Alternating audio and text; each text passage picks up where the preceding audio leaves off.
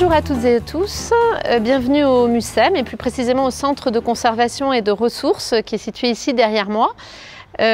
Aujourd'hui, journée de la laïcité, le MUSEM propose un programme spécial que nous avons concocté plus particulièrement à destination des enseignants, mais qui est ouvert à tous, autour de cette grande thématique partagée dans nos sociétés contemporaines, qui est la thématique de la laïcité, qui concerne tout le monde, pour lequel nous pensons que le MUSEM peut apporter quelques ressources, notamment aux enseignants qui peuvent être dans le quotidien de l'exercice de leur métier, confrontés à des difficultés pour aborder cette question. Donc nous vous proposons notamment deux grands moments dans ce programme.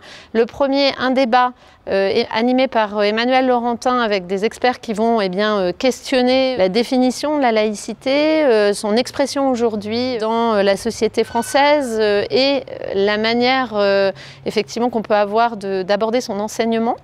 Et puis dans un deuxième temps, nous allons pénétrer à l'intérieur du centre de conservation et de ressources et aller à la rencontre des objets, des collections du MUSEM qui témoignent de la vitalité, de l'importance des trois religions monothéistes qui s'expriment plus particulièrement autour du bassin méditerranéen, mais pas que, et qui peuvent s'exprimer notamment parce que nous sommes un pays laïque qui tolère l'expression de ces trois religions, entre autres, mais également bien sûr de l'athéisme et d'autres religions.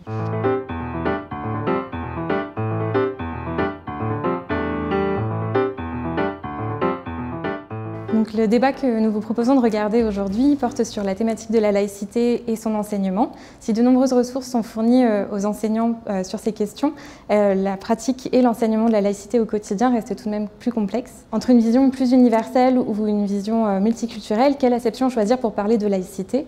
Comment concilier la laïcité et l'enseignement du fait religieux? Comment les enseignants nous rapportent leurs expériences sur le terrain sur le sujet de la laïcité et ces expériences sont-elles symptomatiques aussi d'une situation plus globale? Nous vous proposons de regarder ce débat animé par Emmanuel Laurentin, qui est historien, producteur et animateur de l'émission Le Temps du débat sur France Culture et qui accueillera aujourd'hui Khaled Bencheikh, Denis Péchanski et Isabelle Saint-Martin sur cette question de la laïcité. Bonjour à toutes et bonjour à tous. En cette journée du 9 décembre, journée dite de la laïcité, nous allons débattre à l'invitation du MUSEM sur des questions de laïcité quotidienne à l'école. Il n'y a pas évidemment que les cours de faits religieux, il n'y a pas que les cours d'histoire, d'instruction civique qui évoquent ces questions de laïcité. Il y a bien entendu d'autres occasions dans lesquelles ces débats entre laïcité et faits religieux peuvent ressurgir au sein de l'école et nous allons en discuter avec trois personnes qui ont travaillé sur ces sujets. Isabelle Saint-Martin, bonjour. Bonjour. Vous êtes directrice d'études à l'école pratique des hautes études. Vous avez beaucoup travaillé sur la question du fait religieux, en particulier en ayant dirigé l'IESR. Qu'est-ce que l'IESR exactement?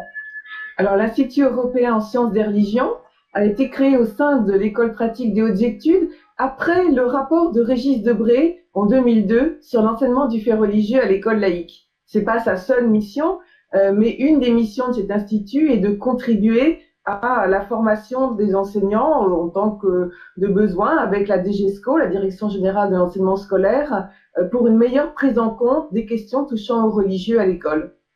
Et vous êtes autrice, entre autres, de Peut-on parler des religions à l'école? C'est sorti l'année dernière chez Albin Michel en 2019. Avec nous également Khaled Bencheikh. Bonjour Khaled Bencheikh, merci d'être avec nous. Je vous en prie, bonjour. Vous êtes islamologue, vous travaillez en tant que producteur à France Culture de l'émission Questions d'Islam. Vous êtes membre du Conseil des sages de la laïcité et vous essayez de tenir un discours, vous tenez un discours rationnel sur le fait islamique. On en parlera avec vous. Enfin, dernier invité de cette discussion, de cette table ronde à distance, Denis Péchanski. Bonjour Denis Péchanski. Bonjour. Vous êtes historien, spécialiste en particulier de la Seconde Guerre mondiale, mais également vous êtes beaucoup intéressé aux questions de mémoire, des questions de mémoire qui ont été évidemment revivifiées par les événements de l'année 2015. Et vous travaillez dans un programme qui tente, sciences dures et sciences humaines à la fois, de réfléchir à l'impact sur une société d'attentats, en particulier des attentats du 13 novembre. Ce programme s'appelle 13 novembre et c'est un programme important qui mêle justement les différentes disciplines pour essayer de comprendre comment s'inscrit dans une société comme la nôtre à un moment traumatique comme celui-ci et comment il fait son chemin 5 ans plus tard. C'est un programme qui va continuer sur plusieurs années. On en discutera également avec vous.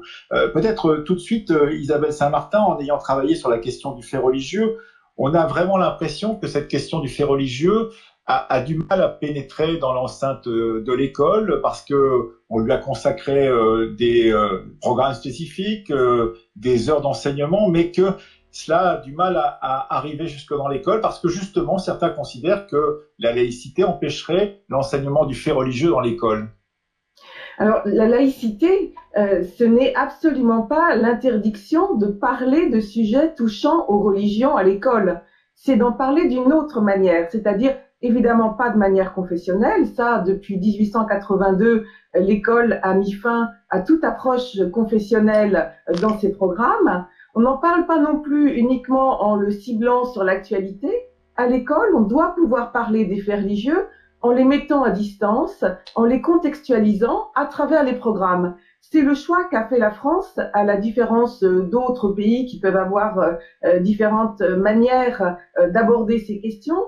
Dans le contexte de l'école publique française, on aborde les faits religieux à travers les disciplines scolaires, à travers les programmes d'histoire, de lettres, de philo, ça peut être aussi à travers les programmes de langue, civilisation. Mais cela donne une certaine invisibilité à cette question des faits religieux, c'est-à-dire que pour des parents d'élèves qui n'ont pas forcément le nez sur les programmes ou pour des questions de journalistes, on peut pas dire aujourd'hui ça sera l'heure de faits religieux. Ça va être certains chapitres, notamment dans les programmes d'histoire, ça va être la possibilité en étudiant un texte en français, de déplier des symboliques qui font écho à une perspective religieuse. Et donc, ça n'est pas si facile que ça à identifier. Donc, cette impression, en fait, de quelque chose de diffus. Et puis, ça n'empêche pas aussi qu'il y ait encore des débats sur cette question. Oui, et les hostilités, d'où viennent-elles ces hostilités? De quel camp, entre guillemets, pourrait-on le dire? Ou enfin, plutôt, à quel endroit se situent les points de friction, Isabelle Saint-Martin? Alors, je dirais peut-être plutôt réticence, mais c'est normal que toute question fasse débat dans une société démocratique. Mais c'est vrai que quand on a parlé d'un enseignement du fait religieux, c'était l'expression qu'avait retenue Régis Debray dans son rapport remis au ministre Jack Lang en 2002, cette expression, elle a suscité deux types de critiques. D'une part, de ceux qui craignaient qu'un enseignement du fait religieux invite tout le monde à s'inscrire dans une logique religieuse, qui est quelque chose, dans quelque sorte, une essentialisation des religions, ce qui n'est pas du tout le but, évidemment pas. Et d'autre part, des critiques considérant que par l'aspect factuel, on avait une approche réductrice, anecdotique des dimensions religieuses. Donc il y a cette double argument critique et on voit bien que c'est un peu en miroir, d'une part de ceux qui craignent une atteinte à la laïcité, d'autre part de ceux qui craignent au contraire qu'on réduise trop. Or, et je tiens à le redire, l'enseignement du fait religieux, c'est au contraire appliquer l'esprit de la laïcité, parce que l'esprit critique, l'esprit laïque ne s'interdit aucun champ du savoir. Il doit pouvoir examiner ces faits. Alors l'expression fait religieux, donc elle a pu surprendre, mais elle dérive du fait social de Durkheim et de Mauss, de prendre le religieux comme un fait collectif, un fait de société. Et ces faits sociaux doivent prendre place à travers les programmes et font partie de la connaissance des citoyens, de la connaissance de la diversité des manières de se représenter la place de l'homme dans le monde. Denis Béchanski, cet esprit de la laïcité, vous qui êtes historien, c'est un esprit qui remonte évidemment à la Révolution française, mais plus exactement à la Troisième République, pourrait-on dire, et cet enseignement qui a été initié à ce moment-là par les premiers républicains de la Troisième République. Cet esprit de la laïcité, il a été contesté à un moment où il ne l'a pas été, où il l'a toujours été, où il l'est plus aujourd'hui qu'il ne l'était auparavant? Je pense qu'il l'est plus aujourd'hui. C'est un phénomène qui est récurrent. C'est très important ce qu'a évoqué Isabelle Saint-Martin. D'abord, de distinguer l'histoire des religions, l'histoire du fait religieux et de l'inscription finalement dans une histoire sociale. Et c'est crucial. Et surtout, ce qui est crucial, c'est la mise en histoire. C'est-à-dire qu'à partir du moment où ces faits religieux sont, la question des religions est mise en histoire, ça évidemment interpelle, alors non seulement les défenseurs de la laïcité absolue, mais à mon avis, c'est plus là que se situe le problème. C'est plutôt du côté de ceux qui sont convaincus que leur religion a une sorte d'absolu, qu'à un moment donné, une écriture s'est figée et que, étant figée, elle ne doit pas être interrogée par la recherche et singulièrement par l'histoire, alors même que l'histoire nous montre que c'est une continuelle reconstruction.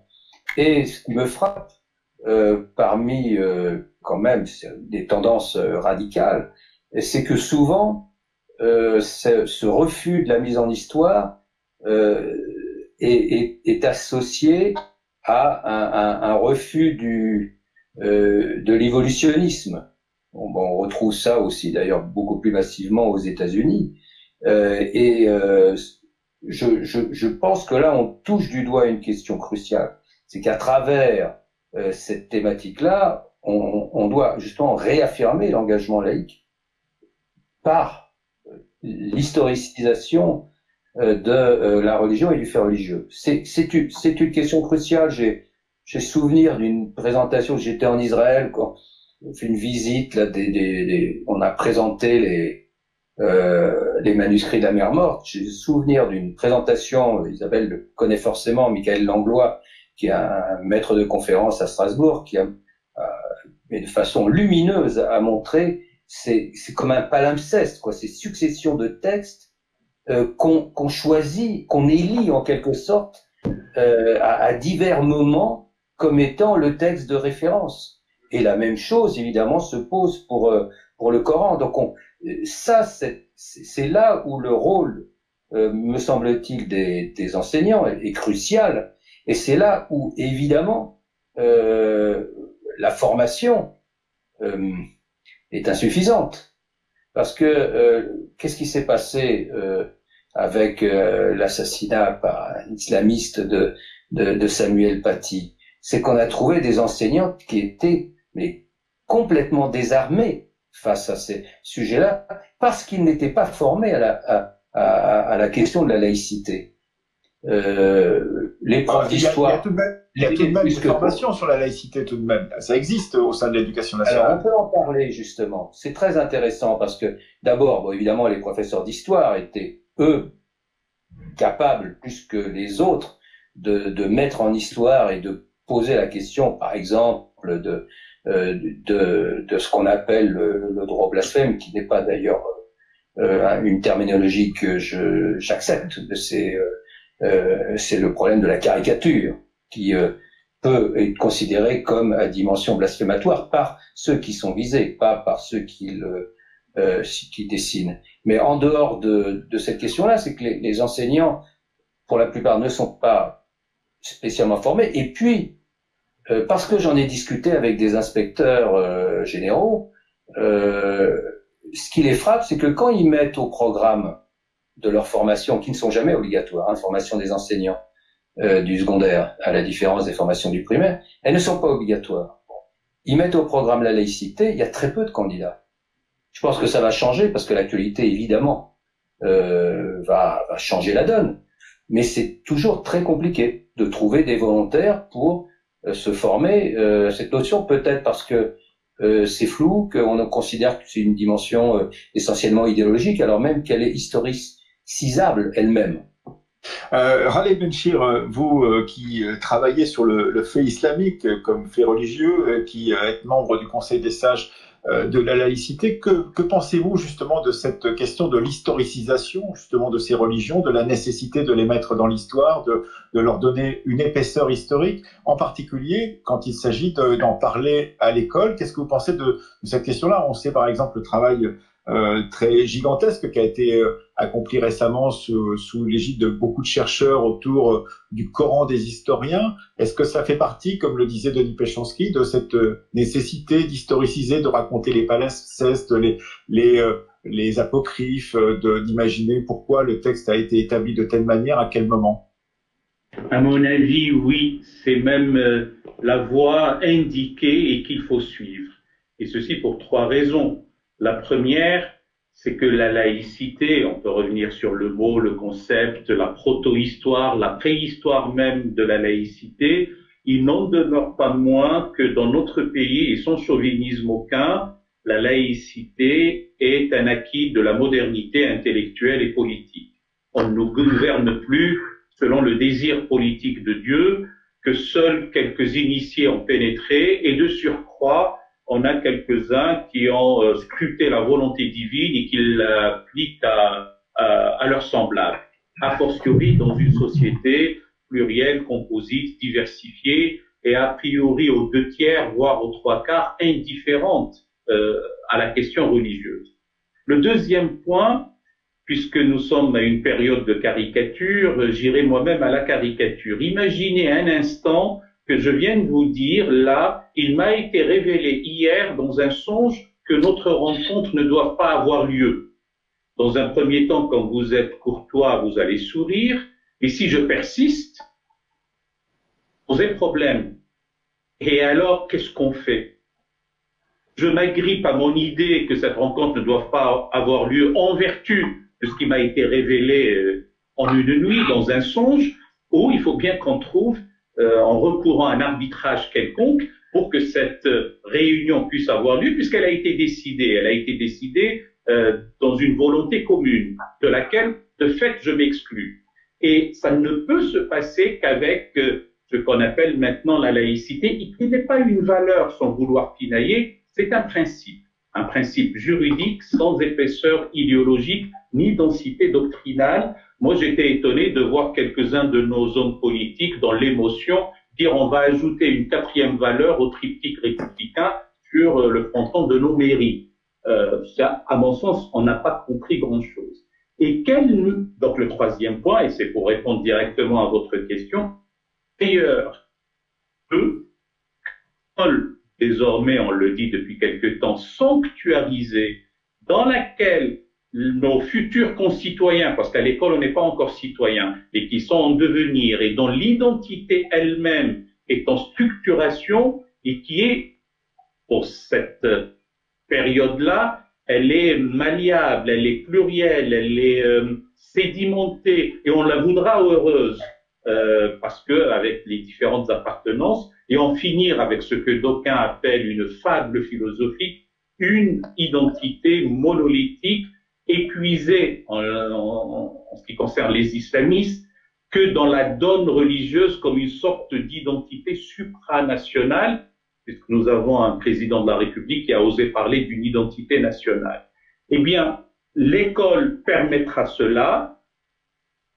Chercheurs, il n'y a pas mieux, et ma dernière réponse pour cette première partie, que de ramener le texte à son contexte, ne jamais l'utiliser comme un prétexte pour un nouveau contexte, et pour trouver la valeur probante du texte, il n'y a pas mieux que des liens hypertextes, et c'est ce que doivent faire, j'allais dire, les historiens. Ceux qui veulent y trouver un appel à la transcendance, un appel au mystère, prend bien leur face, et c'est leur droit le plus absolu, la laïcité le permet.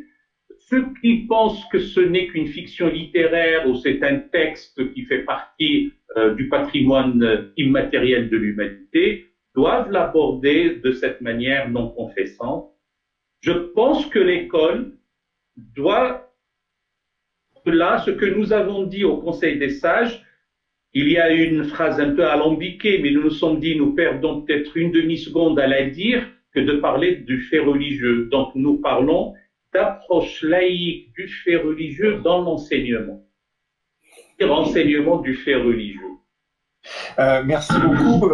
Isabelle Saint-Martin, est-ce qu'une des questions importantes, c'est que peut-être dans les années 80, quand on suivait ces questions d'histoire et d'enseignement des religions, une grande partie de ceux et de celles qui travaillaient sur ces questions d'histoire religieuse étaient plus ou moins persuadés que nous allions vers une société de sortie de la religion. Et donc, le caractère laïque s'imposerait de soi-même puisqu'il n'y aurait pas de problème, puisque une grande partie, comme l'a dit Khaled Benchir, de notre société était sortie elle-même de la religion, que nous allions vers une société qui ne se poserait plus ce genre de questions et où ça ne poserait plus de questions à quiconque, y compris à l'école. Est-ce que vous croyez qu'il y a là le ferment justement d'une discussion possible de ce leurre du moment où on a cru à la sortie de la religion et où on l'a vu revenir, effectivement, en particulier sous la forme d'un islamisme radical et de terrorisme islamique, par exemple? Oui, il y a un petit peu de cela. C'est vrai que ce que vous évoquez, ça remet en mémoire la célèbre phrase de Viviani au moment de la séparation. Nous avons éteint dans le ciel des lumières que l'on ne rallumera pas. Mais cette vision cosmique d'un monde débarrassé des religions n'est évidemment pas vraie. Il y a des dimensions religieuses dans le monde et l'approche laïque, moi je préfère dire des faits religieux au pluriel pour insister à la fois sur la pluralité des approches disciplinaires pour les cerner et sur leur pluralité interne. Eh bien, cette approche des faits religieux, elle n'est pas là tant pour répondre à la diversité des élèves dans les classes, même si c'est aussi un fait, c'est-à-dire qu'on s'est reposé cette question d'une meilleure prise en compte des faits religieux dans un contexte, les années 80, 90, à la fois de pluralisation accrue de la société française, de sécularisation également, et de prise en compte de ces résurgences de phénomènes religieux. En général, on les prend en compte au moment où ça clash, si vous voulez, dans le monde. Or, cette prise en compte, elle n'est pas là simplement pour répondre à la diversité des élèves dans les classes, elle est là pour répondre à la diversité du monde. C'est pour comprendre le monde à la fois dans son histoire, dans cette dimension historique dans laquelle se sont déployées les traditions religieuses, et également dans son présent et dans sa diversité et dans sa culture, pas simplement dans les faits polémiques, mais dans sa culture, dans sa diversité, que le pluralisme des croyances et des convictions doit faire partie du bagage culturel des élèves.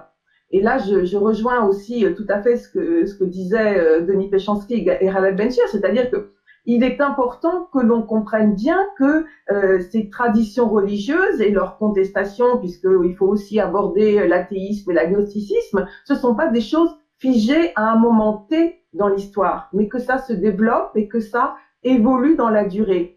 Et je dirais pas tant pour ma part qu'il y a un problème de formation des enseignants. Peut-être, oui, il y a 850 000 enseignants en France, donc c'est toujours facile de dire que tel ou tel pourrait être plus formé. Il faut aussi tenir compte de la place dans les programmes. Et les enseignants ne peuvent pas faire tout si on ne leur donne pas les opportunités d'aborder ces sujets. Or, il y a parfois un risque de n'aborder ces questions-là que à travers la naissance des traditions et de pas assez les prendre en compte justement dans leur évolution historique et dans le contemporain. Et ça conduit involontairement, quelle que soit l'excellente formation que peut avoir un enseignant, ça risque de le conduire à donner une vision figée comme si les religions naissaient tout armées d'un corps de doctrines, de rites, de pratiques, telle Minerve sortant toute casquée. Voilà. Donc, ce n'est pas comme ça que ça se passe. Et pour ça, il faut qu'on puisse réaborder ces notions également dans les classes du lycée. Quand on parle du contemporain, il y a de petites tentatives dans les programmes actuels de la réforme du lycée. Il va falloir voir ce que ça peut donner et quel lien on peut faire avec les approches qui ont pu être déjà abordées au collège.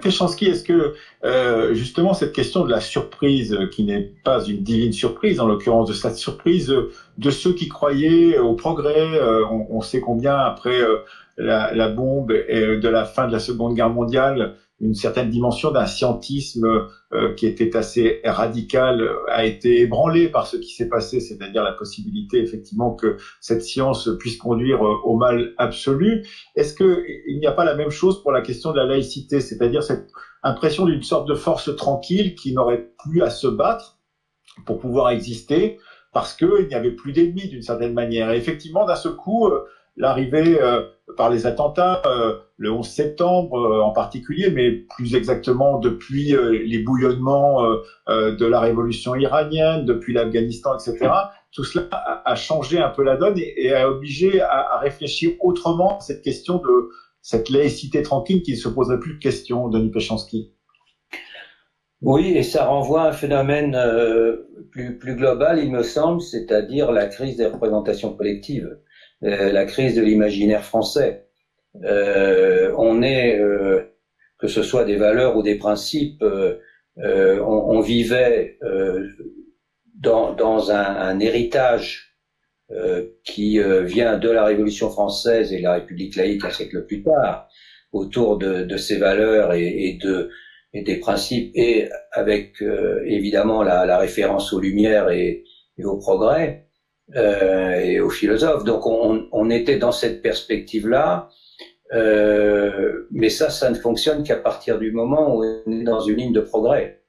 Si ce modèle-là se débouche sur une crise économique profonde, sociale et économique profonde, on a des mécanismes qu'on a connus à la fin des années 30 et qu'on a connus là, c'est déjà dans un premier temps, puis à mon avis maintenant, c'est-à-dire repli sur soi, atomisation de la société,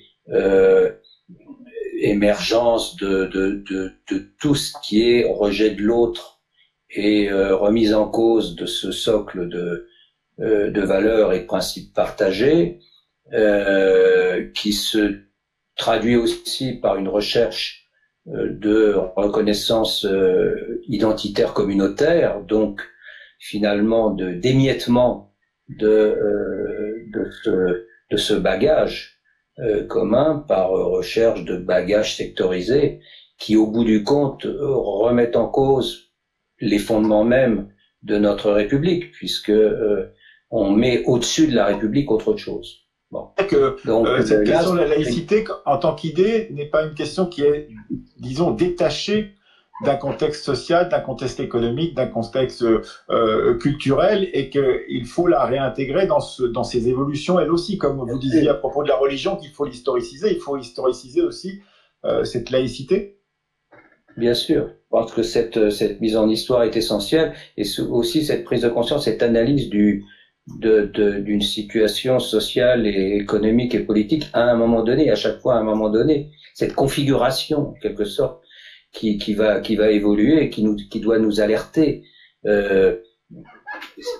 C'est pas possible ce qui s'est passé dans la suite de l'assassinat par un islamiste de Samuel Paty, c'est-à-dire le fait que un certain nombre de collègues ont été dans les établissements scolaires, d'abord ont été quand même largement laissés seuls à se confronter à cette situation face à leurs élèves et à expliquer un certain nombre de choses, et puis d'être confrontés à des réactions dans un certain nombre d'établissements scolaires, bien plus que le chiffre qu'on donne habituellement, et parmi leurs élèves, même si c'est minoritaire, à des réactions qui évidemment les choquaient profondément, parce que je pense qu'ils étaient convaincus que c'était quelque chose d'acquis et de naturel. C'est une question majeure, et je me souviens, alors le problème c'est qu'après ça a été repris par un président de la République qui est un peu, enfin bon, c'est pas exactement ma tasse de thé, mais je me souviens d'avoir lors d'un concours de la résistance en Seine-Saint-Denis, donc j'étais avec les élèves, les enseignants, le préfet, enfin c'était très joli, le président du conseil général, et on m'avait demandé de faire une intervention, et j'expliquais, vous savez, bon, je m'appelle Péchanski, alors évidemment mes ancêtres a priori c'était pas vraiment des Gaulois, donc avec l'adolescence évidemment cette idée d'ancêtre gaulois a entraîné quelques réactions négatives de ma part et un positionnement politique plus que contestataire sur le sujet. Et puis avec les années, je me suis dit mais finalement oui, mes ancêtres sont des Gaulois.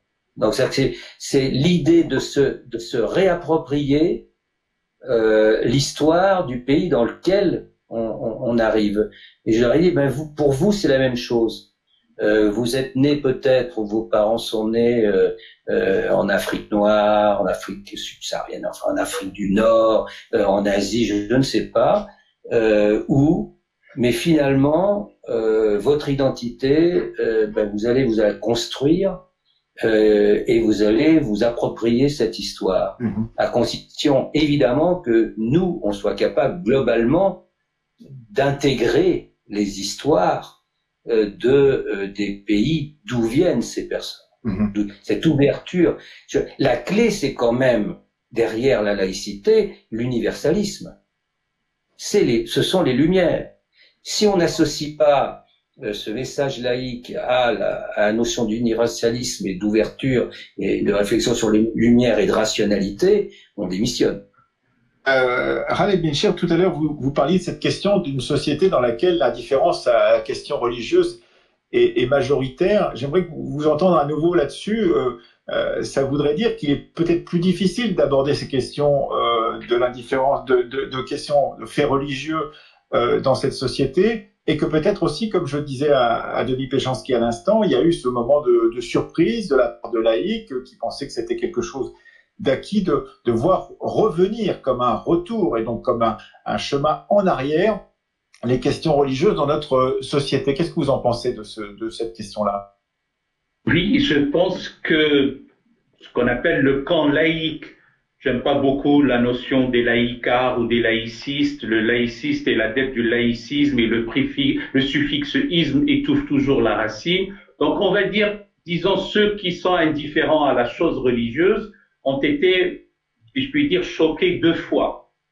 Une première fois, quand on a commencé à leur dire Dieu est mort ou l'éclipse de Dieu, et puis on voit la revanche de Dieu. Je ne fais que paraphraser un fameux titre d'un ouvrage, et que ce retour du divin, en cas du religieux, avec ses deux dérives. La première, c'est celle du prise unique du tout spirituel, où on va s'approvisionner en supplément d'âme spirituelle avec un peu de soufisme, un peu de Zohar, un peu d'hésychasme byzantin, un peu de Kabbale, et puis les routes de Katmandou à l'époque ne désemplissaient pas. Et vous avez l'autre dérive qui est beaucoup plus mortifère, c'est celle de ces fameux ismes qui étouffent et qui tuent, qui sont le fondamentalisme, le fanatisme, le formalisme, qui dégénère en ce qui concerne l'islamisme en djihadisme, en salafisme et en terrorisme abject.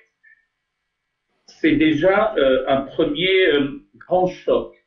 Et l'autre choc, c'est que nous l'avons appris d'une manière livresque, bien entendu. Je ne suis pas loin de Sainte-Clotilde, mais nous avons appris, devant Sainte-Clotilde, il y avait des affrontements physiques, des pugilats. On a même extirpé, si je puis dire, manu militari des religieux, et ça, à un moment donné, ça a laissé des traces, un véritable traumatisme dans les psychés, que ce soit dans la France anticléricale ou la France cléricale. Petit à petit, un certain apaisement commençait à venir, et puis la société elle-même a été travaillée par un fort courant de sécularisation, à telle enseigne que le vocabulaire lui-même a été revu d'une manière euphémistique. On ne parle plus de Dieu, on parle de transcendance. On ne parle plus de religion, on parle de spiritualité. On ne parle pas de charité laïque, mais on parle de solidarité. Ce que faisait l'Église comme un travail de socialisation a été dévolu à quelques partis politiques, et notamment le Parti socialiste, etc. Et on a pensé qu'on avait réglé cette affaire. Et voilà, depuis 2 ou 3 décennies, vous voyez des jeunes gens qui, avec leurs grands sabots, viennent vous dire, eh ben, moi, je jeûne pendant le mois de Ramadan. Et puis, il y a l'autre qui vient avec son accoutrement et une calotte sur la tête et qui dit, ma prescription religieuse est d'être ainsi. Et puis, vous avez des jeunes filles qui deviennent voilées. Et là, il y a une sorte de réaction avec, si vous me pardonnez le terme prosaïque, ce n'est pas après avoir bouffé du curé qu'on va subir les imams maintenant. Donc, il faut en bouffer davantage. Et comme cette sortie sur la place publique de ces imams, et le plus souvent autoproclamés, a donné lieu aussi à une forme de rivalité, au pire, au mieux, une émulation entre les traditions religieuses. Et bien là, ça a encore provoqué des heurts du côté de ce qu'on appelle maintenant le camp laïque, voire dans certaines formes un peu poussées, le camp des laïcards ou des laïcistes. Oui, Isabelle Saint-Martin, c'est extrêmement intéressant de revenir sur ces questions-là parce que cette discussion est sous l'égide de la question de la laïcité au quotidien et pose aussi la question des murs de l'école, de sa fermeture ou de son ouverture au monde. On sait combien effectivement l'école s'est ouverte, peut-être pas suffisamment d'ailleurs, on ne sait pas, mais enfin en tout cas elle s'est ouverte depuis 20 ou 30 années à des intervenants extérieurs, à la possibilité de traiter des questions d'actualité par exemple, etc. Et c'est là où cette question de la laïcité au quotidien, comme cette conférence veut en parler, eh bien, est importante parce que ça n'est pas cantonné dans un enseignement du fait religieux, c'est simplement de se poser la question de ce qui est laïque dans une société qui bouge constamment et dont les données sont toujours en mouvement.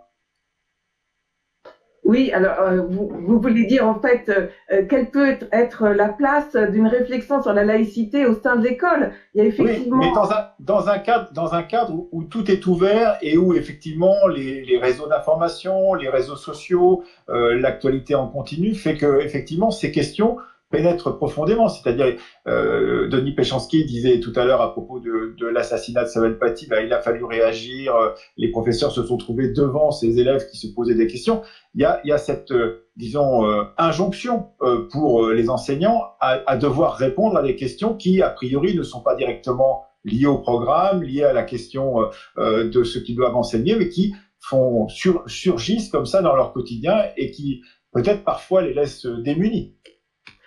Effectivement, il y a eu une enquête du comité d'action laïque il y a 2 ans, je crois, sur les atteintes à la laïcité, les débats, les problèmes, et qui montrait que les principaux moments de tension n'étaient pas tellement à l'intérieur des programmes, mais plus dans le vécu scolaire. Hein, on le sait, les revendications sur le voile, la cantine, le refus éventuellement de certains cours pendant le Ramadan, et c'était pas tant au moment d'un cours sur la laïcité ou d'un cours sur les faits religieux que pouvait surgir le conflit. Mais l'enseignant peut avoir l'impression qu'à ce moment-là, il va ouvrir une boîte de Pandore et pouvoir faire ressurgir des problèmes qui se posent dans le vécu scolaire. Et je me pense quand même qu'il faut souligner que ce n'est pas uniquement à propos des sujets religieux. Des enseignants d'histoire le disent bien, ils peuvent avoir ce genre de conflit de loyauté en quelque sorte, c'est-à-dire ces moments où les élèves peuvent avoir le sentiment que ce qu'on leur propose dans le programme est contraire à leur vécu familial, aux valeurs au sein de leur famille. Et ça peut surgir, pas spécifiquement sur les faits religieux, ça peut surgir sur un cours sur la colonisation, la guerre d'Algérie, le génocide arménien, le conflit au Proche-Orient. Et donc ça dépasse très largement la question des faits religieux et de la laïcité. Je crois que c'est plutôt cette tension qu'on peut avoir entre ce qui se vit dans la famille et ce qui se vit à l'école. Et c'est là que, on l'a bien vu, les réticences, les problèmes ne viennent pas seulement du contexte de la laïcité, mais aussi du rapport avec la famille, du rapport avec les parents d'élèves. Je crois que là, les expériences le montrent, c'est lorsque l'équipe pédagogique est très soudée, lorsque le chef d'établissement est vraiment ferme dans sa compréhension et derrière ses enseignants que le dialogue peut s'établir avec les familles et que ces conflits de loyauté peuvent se résoudre. Mais ils existent, c'est vrai. Denis Péchanski, ces conflits de loyauté, vous qui avez parcouru le XXe siècle pour votre travail d'historien et de recherche, ils ont été fréquents à d'autres périodes. C'était pas forcément sur une école d'un côté laïque et de l'autre côté des prétentions donc à vouloir imposer tel ou tel type de pratique religieuse. Ça pouvait être sur les conflits de classe, une école bourgeoise face à une ambition justement de libérer le prolétariat. Il y a donc eu d'autres conflits de loyauté, comme le disait Isabelle Saint-Martin. Ils ne sont pas du même type, ils sont du même type. Est-ce que c'est très différent aujourd'hui et en quoi c'est différent? Donc, pour ma part, il y a une rupture drastique. C'est-à-dire que ce qui est en jeu actuellement, c'est pas une contestation d'une société qui amenait d'ailleurs, moi qui ai quelques souvenirs quand même des années 70, qui amenait d'ailleurs des débats qui ravissaient les profs d'histoire, qui regrettent à mon avis aujourd'hui d'avoir des élèves qui n'ont pas le niveau des gamins qui dans les années 70 étaient capables d'argumenter, même si souvent c'est des simplistes, mais peu importe. Ça lisait beaucoup quand même. Donc on n'est pas du tout dans la même logique. Ça lit pas mal, ça lit pas forcément les mêmes choses aujourd'hui, mais ça lit pas mal aussi quand même. Ça lit les réseaux sociaux.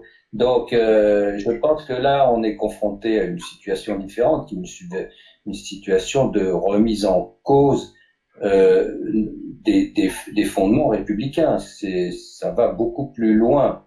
Donc conscient ou inconscient. Ce qui me frappe, moi, je donne un exemple. Bon, la question puisque les collègues ont été confrontés à ça, c'est la question de la minute de silence. Bon, je suis convaincu que c'était une profonde erreur d'avoir proposé une minute de silence au sortir des vacances de Toussaint en l'honneur de Samuel Paty, parce que on savait que ça allait poser problème, tout simplement parce qu'on avait l'expérience de ce qui s'était passé en janvier 2015. Janvier 2015, il y a deux aspects qui moi m'intéressent comme historien et par rapport au débat que nous avons. Le premier, c'est qu'on a eu une illustration de la mobilisation de la mémoire dans l'action du présent. Le 11 janvier, on a eu la plus grande manifestation qu'on a connue de tous les temps en France. Cette manifestation s'est construite autour de la référence aux valeurs et principes hérités de la Révolution française et de la République laïque. C'est ça qui a été mobilisé dans ces manifestations. Ce sont les seules références qui ont uni tout le monde sauf ceux qui ne voulaient pas venir. Et on avait vu que déjà, il y avait eu des incidents au moment de la minute de silence dans un certain nombre de quartiers, de banlieues qui n'acceptaient pas ce qui s'était passé parce qu'il y avait une hiérarchie. On l'a retrouvé de façon d'ailleurs vraiment amplifiée là au retour des vacances de Toussaint. Bon. Donc on avait cette ambivalence-là, à la fois cette référence, et une référence qui maintenant, malheureusement, n'est pas unifiante. Donc le vrai défi, il est là. Est-ce que nous sommes capables, nous, de réunir autour de ces valeurs-là et autour de ce modèle français qui s'est construit depuis des siècles, est-ce qu'on est capable de continuer à faire nation? Raleigh Benchir, si on arrête du côté du constat que nous avons fait depuis le début de cette discussion et qu'on essaye d'aller, parce que c'est peut-être utile pour ceux et celles qui nous écoutent, d'aller vers des pistes de sortie de cette incompréhension, de cette difficulté à parler de la laïcité au quotidien à l'école, qu'est-ce que vous voyez, vous, dans les 20 minutes qui nous restent pour pouvoir justement avancer des pistes qui permettraient aux enseignants, mais aussi aux élèves, de se poser de nouvelles questions qui soient peut-être moins radicales et moins clivées qu'elles ne le sont peut-être dans certains cas aujourd'hui? Les quelques fractions de seconde d'hésitation sont c'est pour ça. Soit dans les 20 minutes qui nous restent, je prendrai 3 ou 4 et je fais un développement qui dépasse le cadre de l'école. Soit si c'est uniquement dans le cadre de l'école, j'emprunterai une parole déjà connue, c'est rendre la laïcité aimable, voire sexy pour nos élèves. Et s'ils la comprennent, ils l'intègrent comme ça, c'est très bien, parce qu'ils comprendront que ce n'est pas la religion de ceux qui n'ont pas de religion.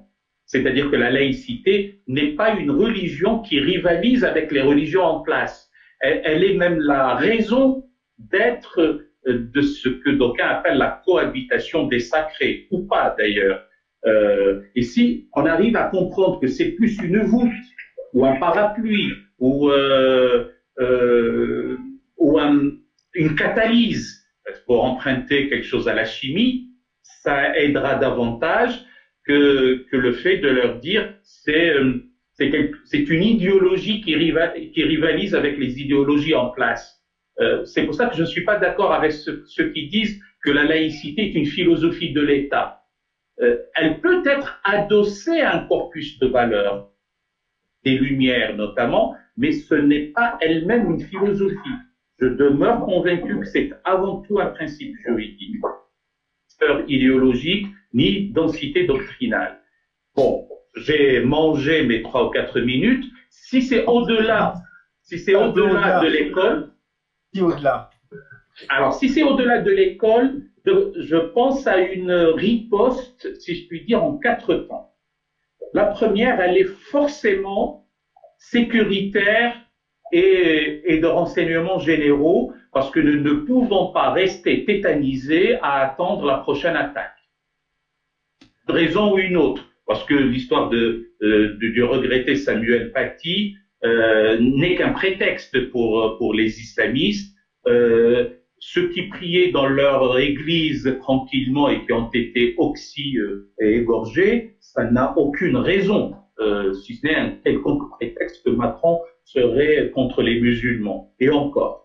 Donc, première réaction, premier temps, les forces de l'ordre et les forces de renseignement, et tout attentat, pardonnez-moi le terme affreux, réussi, renvoie à l'échec des forces de l'ordre, et nous ne voulons pas de cela. Au contraire, lorsque les attentats sont déjoués, ce sont des vies humaines qui sont préservées. Deuxième réaction, c'est le deuxième temps, c'est le fameux contre-discours.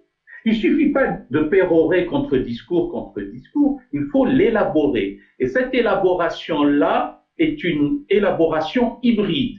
Elle marie les valeurs de la République, qui in fine se retrouvent dans le triptyque républicain, l'héritage des Lumières, et aussi ce que d'aucuns ne connaissent pas, l'humanisme d'expression arabe en contexte islamique qui est totalement oblitéré et effacé des mémoires. C'est cette conjugaison ou cette congruence de ce contre-discours qui paraît être nécessaire, dans laquelle il y a du pardon, de la réconciliation, de la miséricorde, de la bonté, de l'hospitalité, de la générosité, de la magnanimité, de la patience et de ne pas réagir avec violence, etc. Reconstruire ce contre-discours qui prend appui dans la version standard même de la tradition islamique et aussi de la civilisation islamique, avec ce mariage-là, c'est important. Troisième temps, politique, éducative, culturelle et sociale. On ne peut pas pérorer uniquement à l'école, d'instruire, etc. Ça ne suffit pas. Les meilleurs antidotes, ces dérives et cette fracturation que nous connaissons et la fragmentation de la nation demeurent aussi acquisition du savoir, culture, connaissance, ouverture sur le monde, altérité confessionnelle, belles lettres, beaux-arts, inclination pour les valeurs esthétiques, les humanités, bref, préparer le futur citoyen avec cette volonté de polir son âme de l'animosité infâme suffit. Dernier point, c'est la République.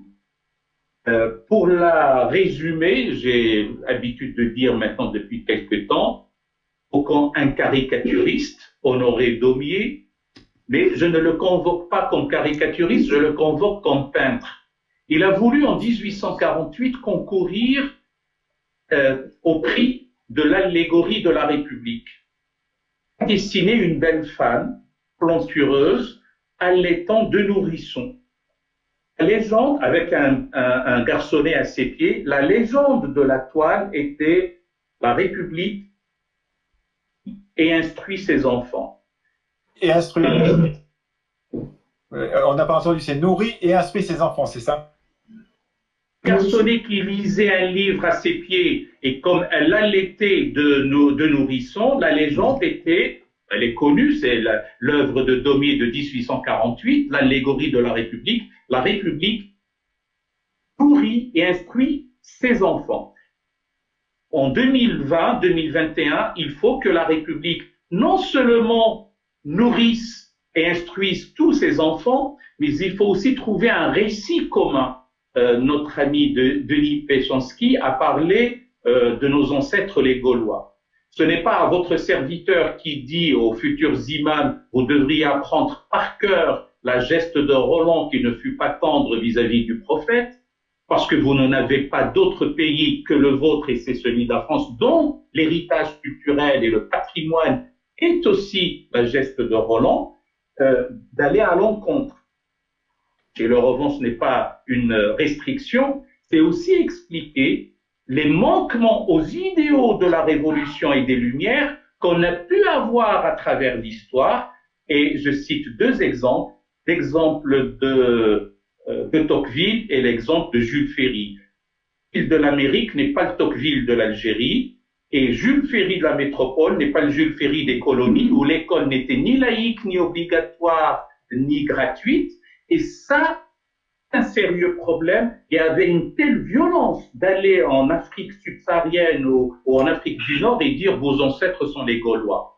En revanche, le dire maintenant, et en expliquant que le substrat arabe des langues latines et a fortiori de la langue française est beaucoup plus important que le substrat gaulois, c'est une manière de construire ensemble un récit commun dans lequel les futurs citoyens et tous les citoyens se retrouvent comme patriotes, compatriotes, et qu'on cesse la facilité du discours de la zémorisation des esprits.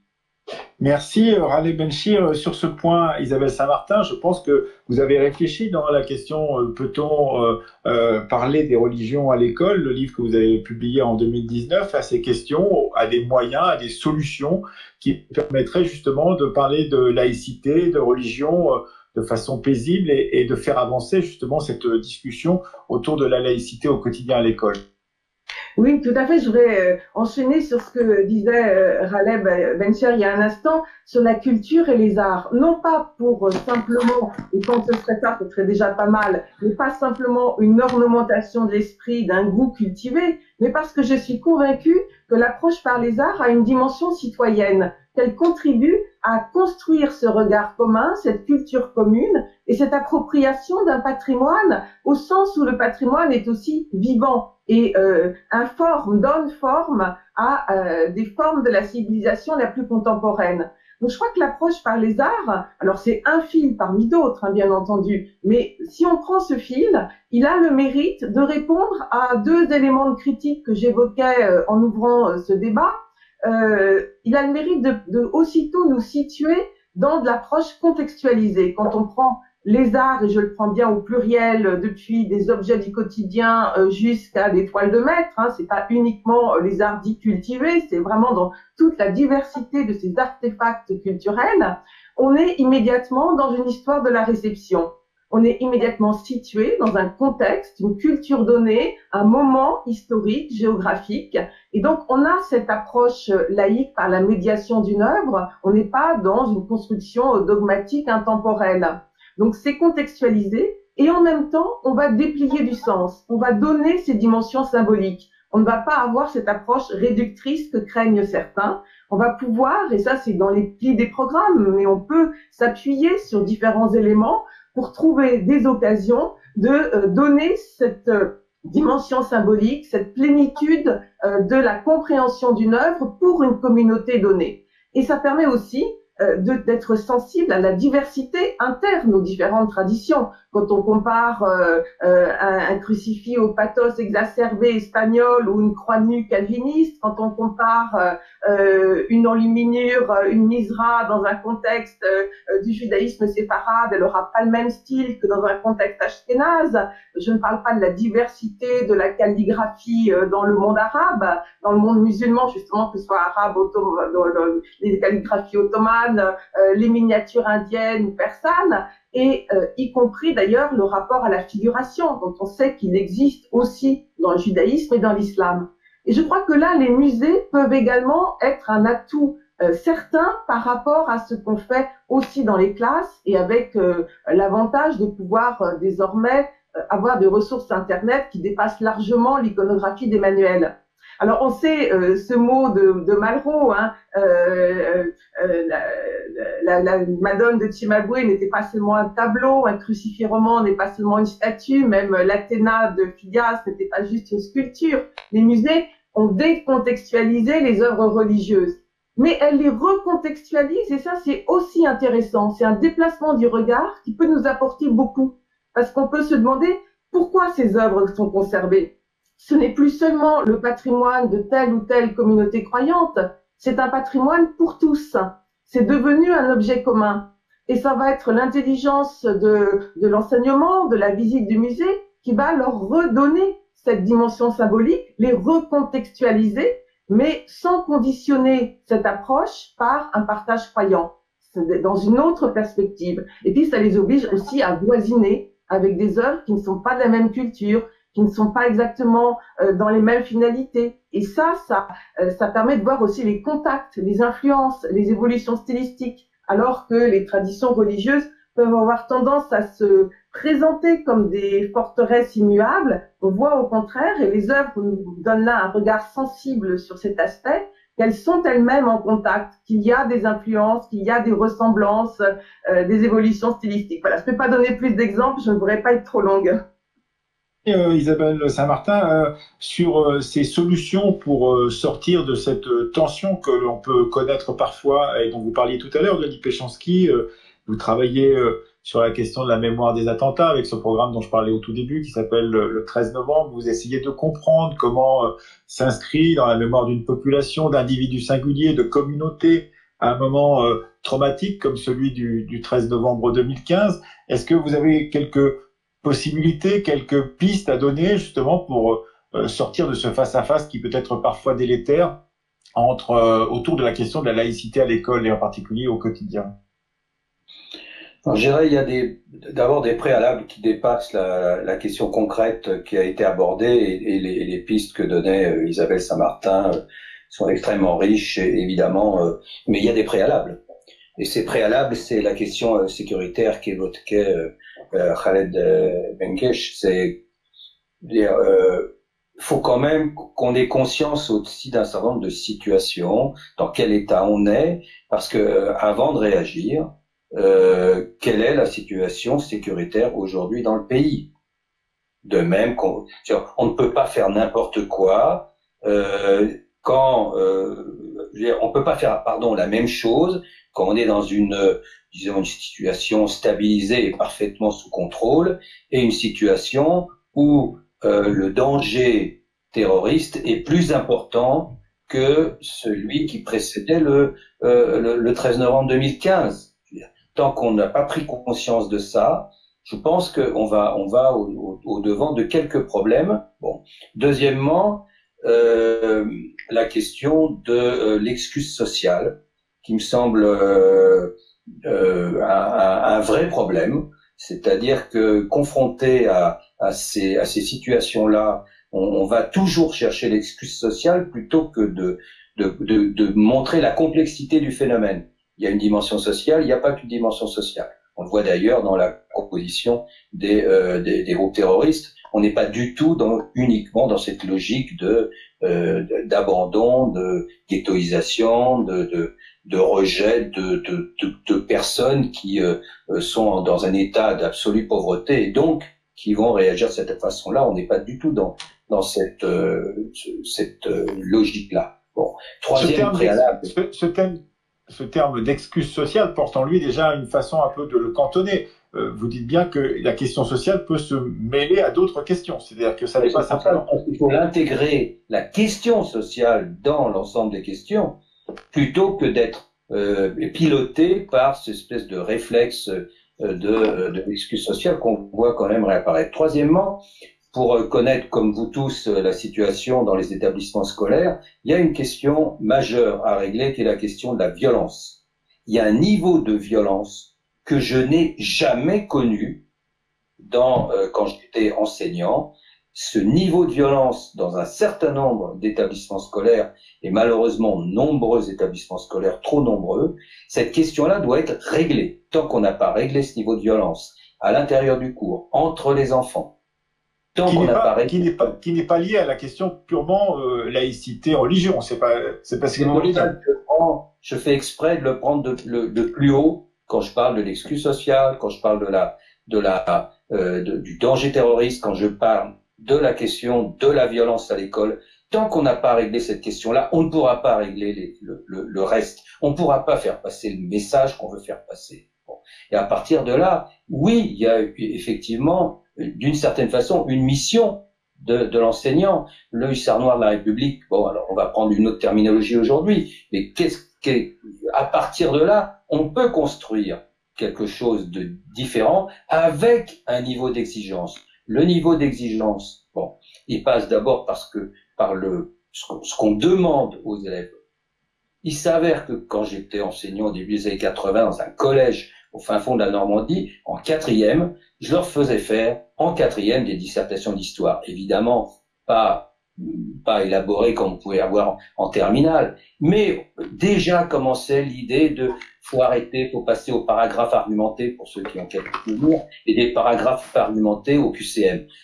Si on abandonne ce niveau d'exigence, on ne pourra pas arriver à ce qu'évoque Isabelle avec cette mise en perspective absolument essentielle, et ça sera c'est le mot de la fin pour moi, en tout cas sur ce point-là, c'est-à-dire la nécessité de la mise en histoire de tous ces phénomènes-là. C'est la clé.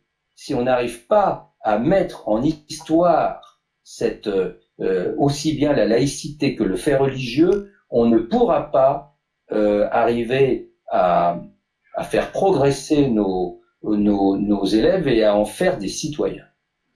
Un dernier mot, c'était presque le dernier mot, vous avez raison, on arrive au terme de notre discussion. Un dernier mot, Khaled Benchir, Isabelle Saint-Martin, et peut-être encore un dernier tour à Denis Péchanski pour conclure cette discussion sur la laïcité au quotidien à l'école. Khaled Benchir.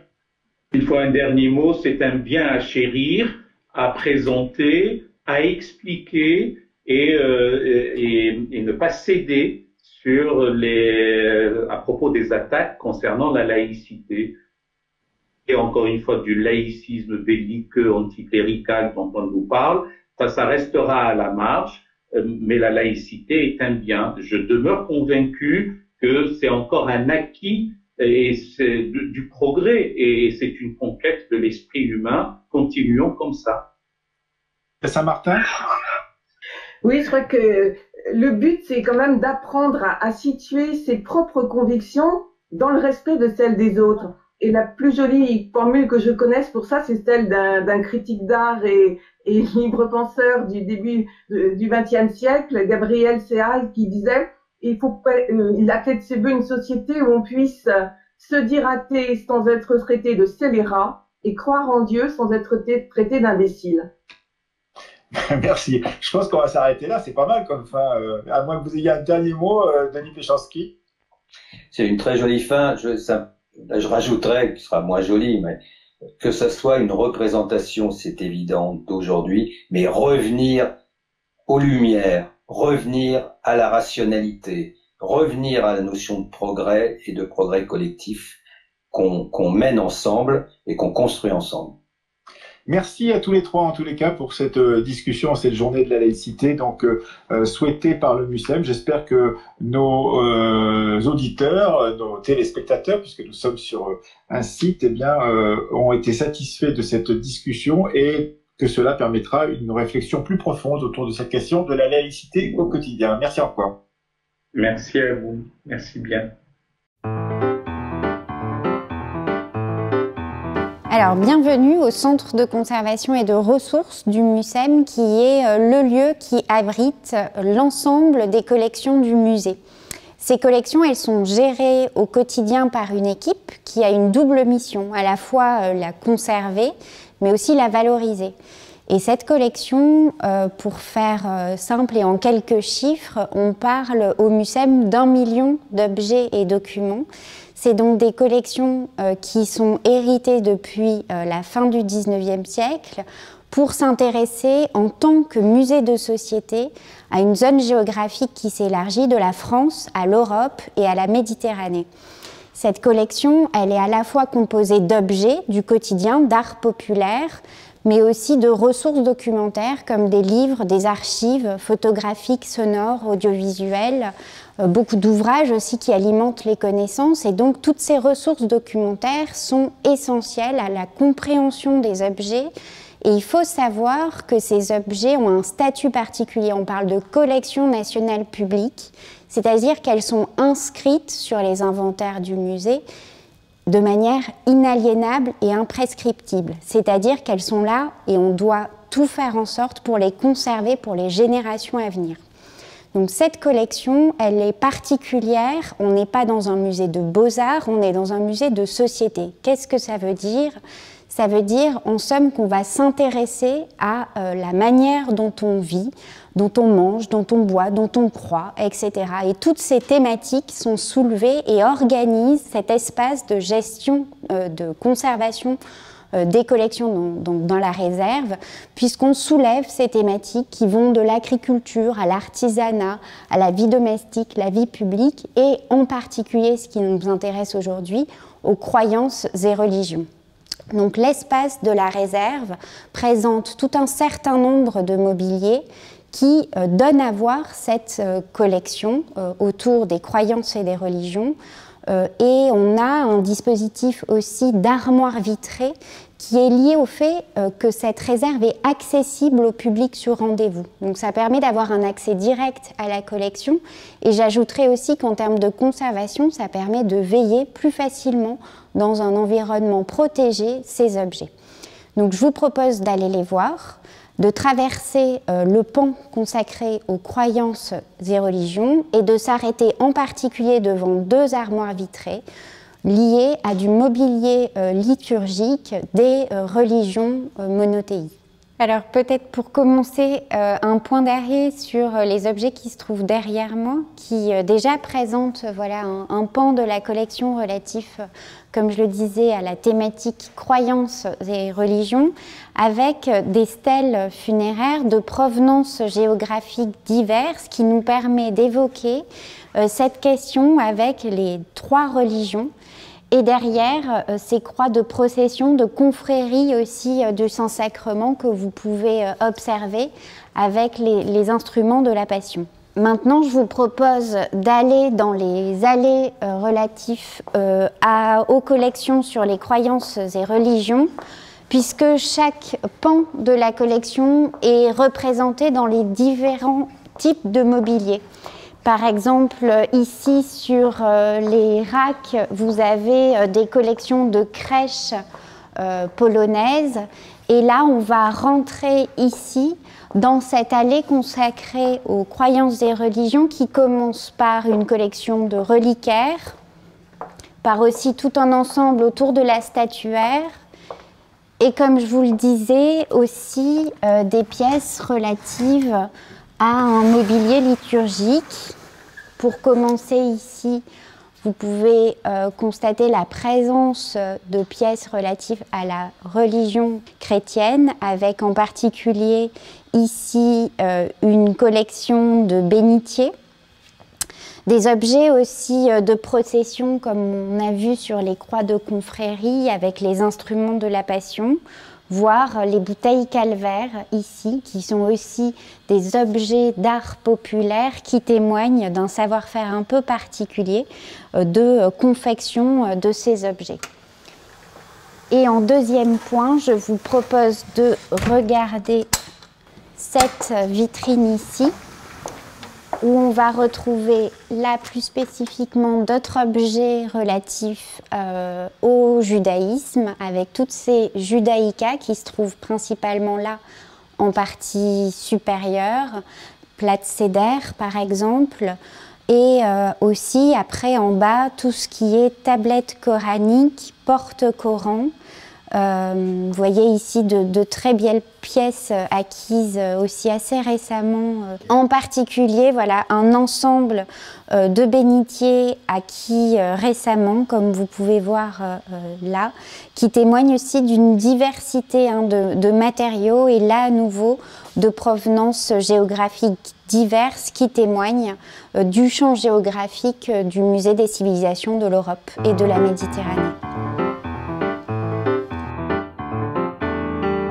Alors bonjour, on est dans la salle de lecture du Centre de conservation et de ressources du MUSEM, dans le lieu où sont conservées les collections du MUSEM.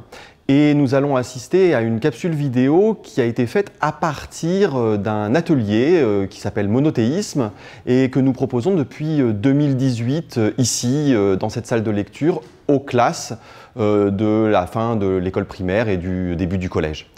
Donc cet atelier monothéisme, il part finalement d'objets de nos collections, d'objets qui sont des objets rituels, qui sont des objets du quotidien, des objets parfois festifs des trois grandes religions du livre, l'islam, le judaïsme et le christianisme.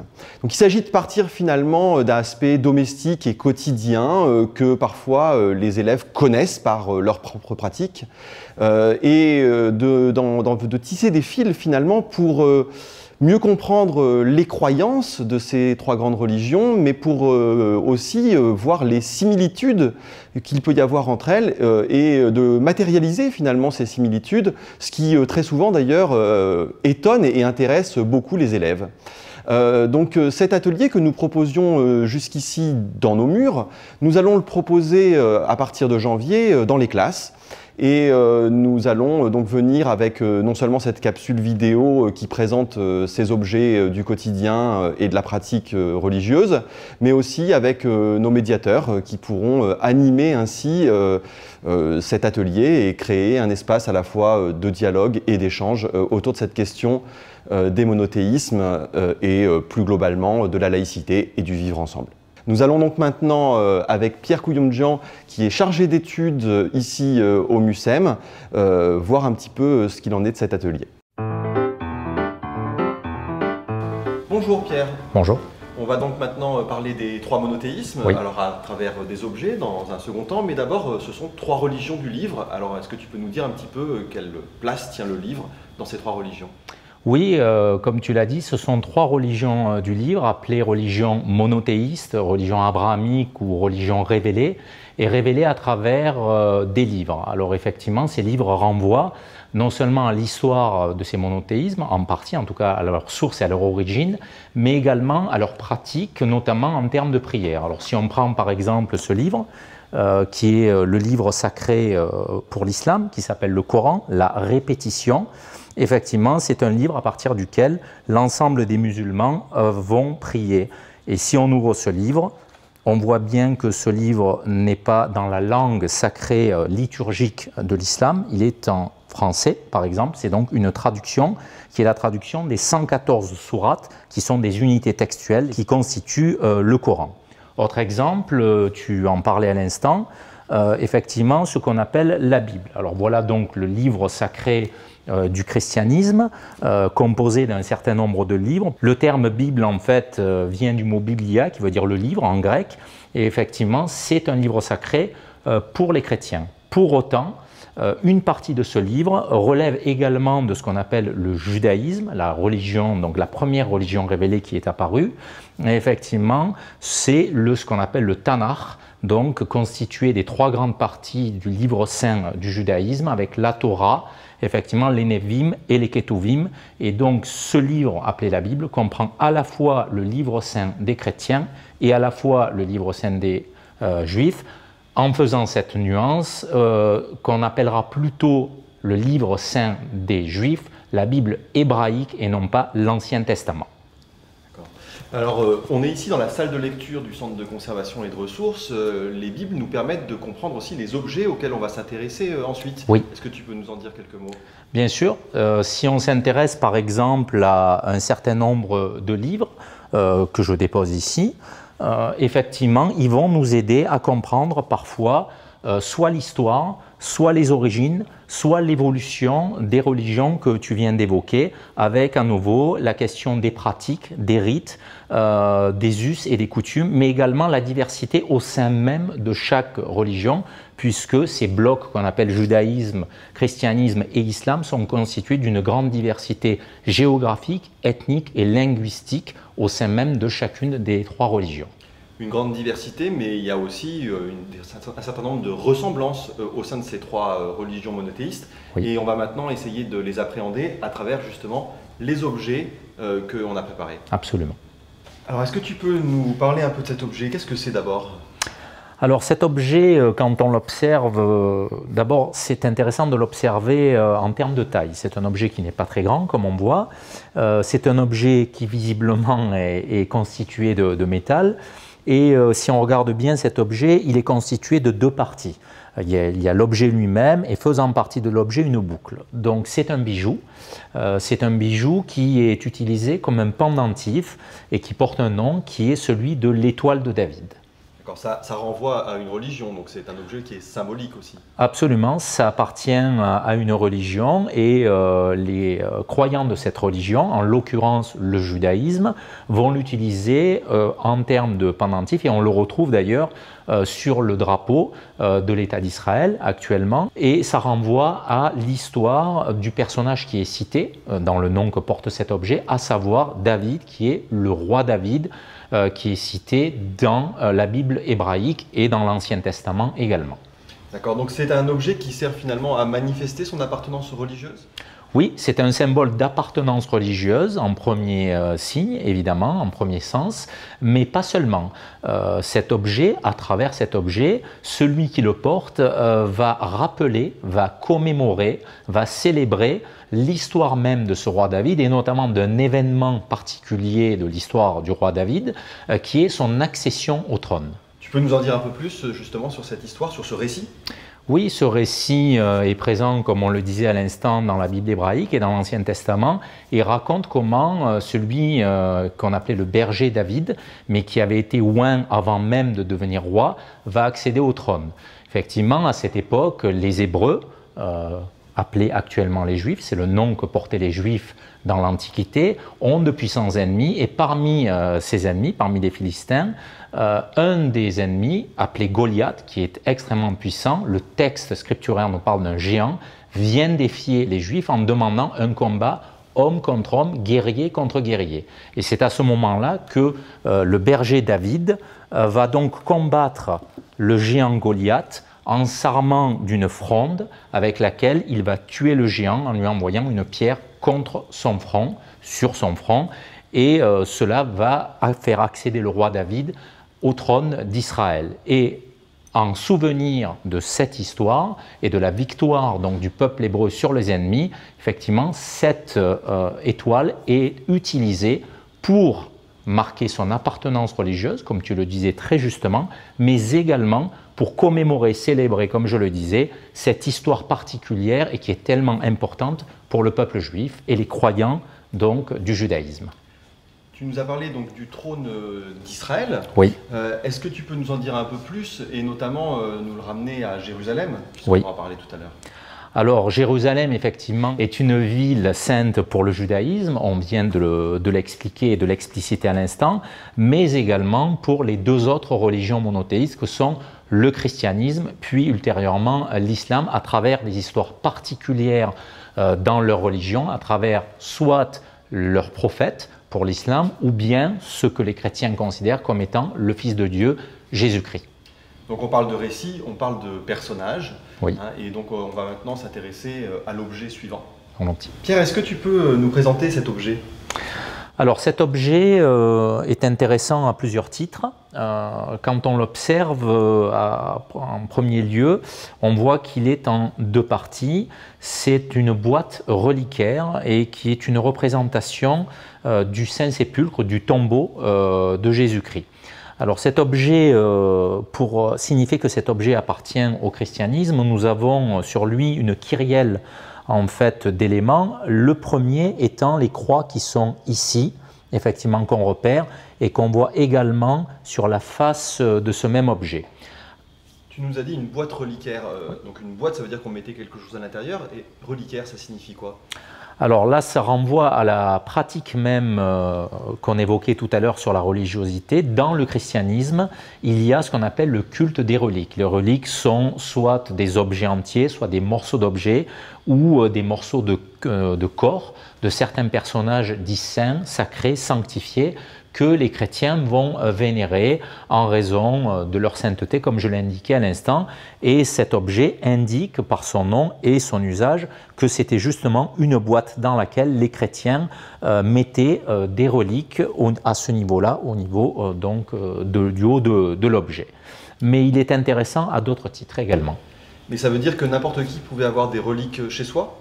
Alors, c'est une bonne question. Dans l'absolu, je répondrai oui, mais souvent les reliques étaient gardées soit dans les églises, dans les cathédrales, notamment parce qu'elles devaient être certifiées, j'emploierai ce terme, et authentifiées comme appartenant à la personne qu'on évoque et qu'on vénère, que ce soit le Jésus-Christ lui-même, bien entendu, ou d'autres saints du christianisme. Tu nous as dit que c'était un reliquaire du Saint-Sépulcre. Est-ce Oui. que tu peux nous en dire un peu plus sur ce dernier mot? Alors le sépulcre, étymologiquement, signifie le tombeau. Et en l'occurrence, dans le christianisme, lorsqu'on parle du Saint-Sépulcre, il indique le tombeau de Jésus-Christ qui se trouve à Jérusalem. D'accord. Donc ça veut dire que cet objet, il a été ramené de Jérusalem? Alors, il n'a pas été ramené de Jérusalem, il a été fabriqué, mais représente effectivement, en termes de maquette, à la fois ce tombeau et à la fois le Saint-Sépulcre et la maquette donc de ce tombeau. D'accord, donc c'est dans la représentation même de la boîte, c'est une représentation de ce Saint-Sépulcre qui est à Jérusalem. Oui, on le voit, puisque la seconde partie de l'objet, c'est-à-dire le couvercle ici lorsqu'on le pose, représente une chapelle, effectivement. Chapelle dans le monde chrétien signifie une église de petite taille, effectivement, puisque d'autres églises sont plus grandes, il y a des basiliques ou des cathédrales, mais là en l'occurrence, c'est une toute petite église, et pour ceux qui sont allés à Jérusalem en tant que touristes ou bien en tant que pèlerins, le pèlerin est quelqu'un qui se déplace vers un lieu sacré.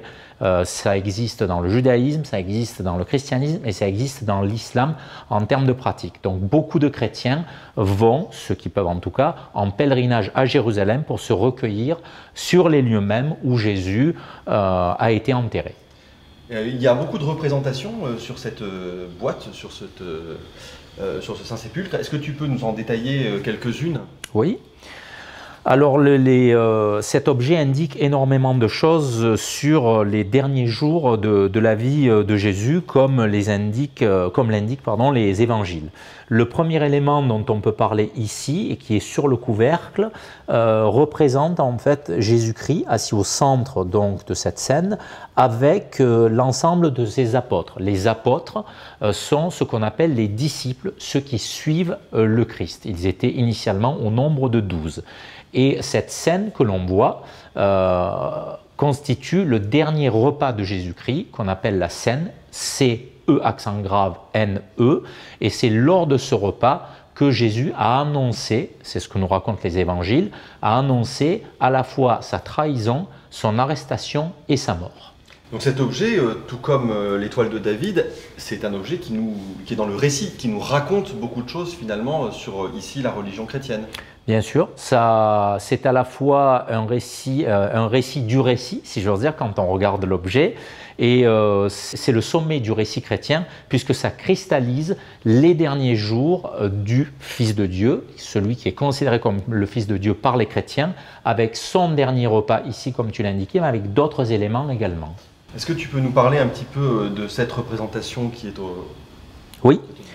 On voit ici à nouveau le personnage de Jésus qui est allongé et on voit bien qu'autour de lui, il y a des êtres particuliers. Alors pourquoi particuliers? Parce que tout autour d'eux, on voit bien qu'ils ont des ailes et ce sont des anges. Donc cette partie de l'objet représente la mise au tombeau de Jésus, à savoir le vendredi saint dans le calendrier chrétien.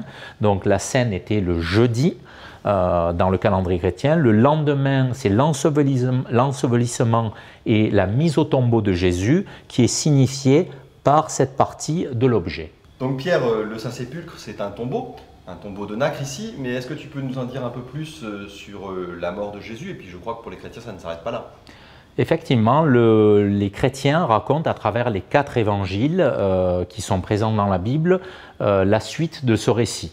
Nous parlions tout à l'heure du dernier repas de Jésus qu'on appelle la scène. Nous avons vu sa mise au tombeau et son ensevelissement, mais les chrétiens ont la croyance que le 3e jour après sa mort, Jésus va être ressuscité d'entre les morts. Et Pâques c'est le nom de cette célébration, est la plus importante des fêtes chrétiennes. Et ce récit, on le voit à travers certaines parties de cet objet, puisque le dimanche de Pâques, 3 femmes sont allées au tombeau pour prier et elles se sont aperçues que le tombeau était vide.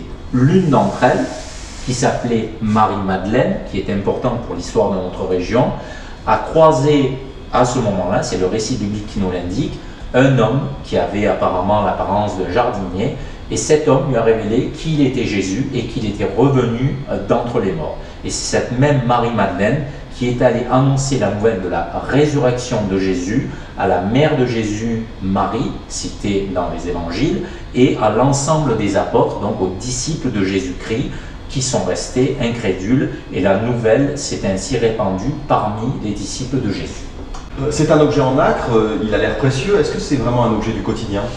Oui, c'est un objet du quotidien, mais qui date maintenant beaucoup au niveau du temps, puisqu'il est daté de 1752, la moitié du XVIIIe siècle, et c'est probablement un objet qui a été rapporté lors d'un pèlerinage effectué à Jérusalem par une personne ou une famille plutôt aisée, compte tenu du matériau dans lequel il est constitué.